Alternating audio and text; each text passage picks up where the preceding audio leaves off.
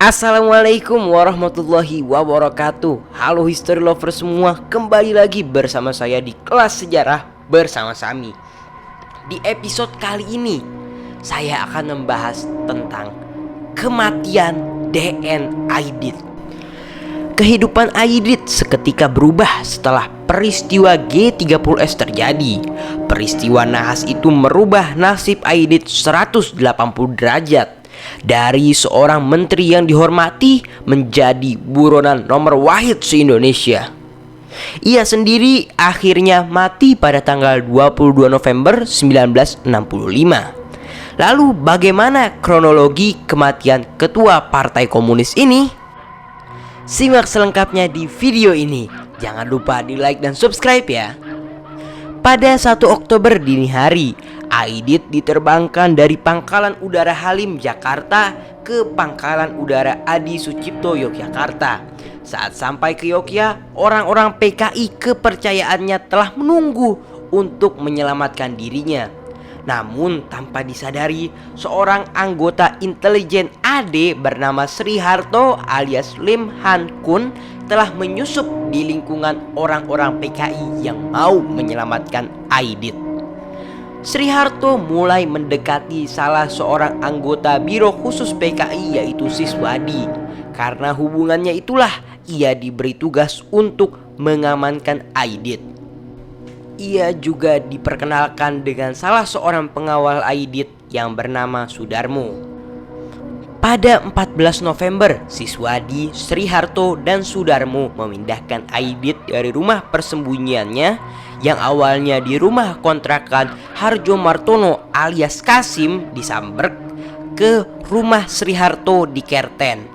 Harjo Martono juga sempat kabur ke rumah Sri Harto karena akan ada operasi militer di daerahnya. Operasi militer ini jadi penggeledahan dengan tujuannya yang katanya untuk mencari senjata. Padahal tujuan sebenarnya adalah membuat sketsa rumah dari Harjo Martono agar ketika tentara ini mau menangkap Aidit di rumah Harjo Martono sudah jadi lebih gampang. Itu tujuan sebenarnya. Tapi Harjo Martono dan kawan-kawan tidak mencurigainya sama sekali. Setelah 5 hari di rumah Sri Harto, Aidit dipindahkan kembali ke rumah Harjo Martono karena di daerah rumah Sri Harto akan ada operasi militer. Ia kembali ke rumah Harjo Martono dengan pertimbangan di daerah rumahnya Harjo ini sudah dilakukan operasi militer sebelumnya. Gak mungkin dong ada operasi militer lagi. Padahal ini merupakan siasat tentara untuk menangkap Aidit. Akhirnya pada 22 November rumah Harjo Martono di Samberg disergap oleh tentara. Awalnya mereka tidak menemukan Aidit. Mereka hanya bisa menginterogasi Harjo Martono. Saat diinterogasi awalnya Harjo Martono juga gak mau buka mulut. Tapi setelah dilakukan dengan cara keras, ia akhirnya memberitahu bahwa Aidit ada di sebuah kamar yang ditutupi dengan lemari.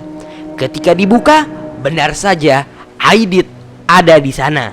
Aidit pun dibawa bersama Kolonel Yasir Hadibroto.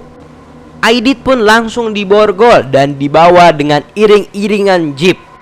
Aidit berada satu jeep dengan Kolonel Yasir Hadibroto. Total iring-iringan ada 3 buah jeep. Iring-iringan kendaraan tiba di Boyolali. Tanpa sepengetahuan 2 jeep pertama, Kolonel Yasir Hadibroto langsung memerintahkan sopirnya belok masuk ke markas Batalion Infanteri 444. Tekad Kolonel Yasir sudah bulat untuk menghabisi Aidit. "Ada sumur?" tanya Kolonel Yasir kepada Mayor Trisno. Komandan Batalion Infanteri 44 itu menjawab sambil menunjuk sumur tua di belakang rumahnya. Kolonel Yasir Hadibroto pun membawa tahanannya yaitu Aidit ke tepi sumur tua. Ia langsung mempersilahkan Aidit mengucapkan pesan terakhir. Tetapi ketua Partai Komunis ini malah berpidato berapi-api yang membuat Yasir Hadibroto dan anak buahnya marah.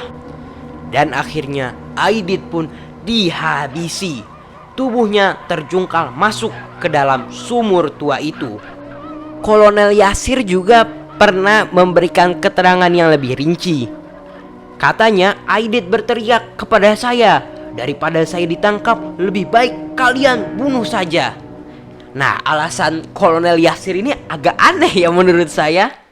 Katanya Kolonel Yasir gini, saya sih sebagai prajurit yang patuh dan penurut langsung memenuhi permintaannya. Karena dia minta ditembak, ya saya kasih tembakan. Tapi sayangnya eksekusi ini telah menghilangkan kesempatan untuk mengorek keterangan Aidit di depan pengadilan yang akan membuat terang kegelapan seputar G30S. Oke, sekian dulu History Lover. Jangan lupa di like, komen, subscribe, dan share juga. Dadah. Wassalamualaikum warahmatullahi wabarakatuh. Salam History Lover.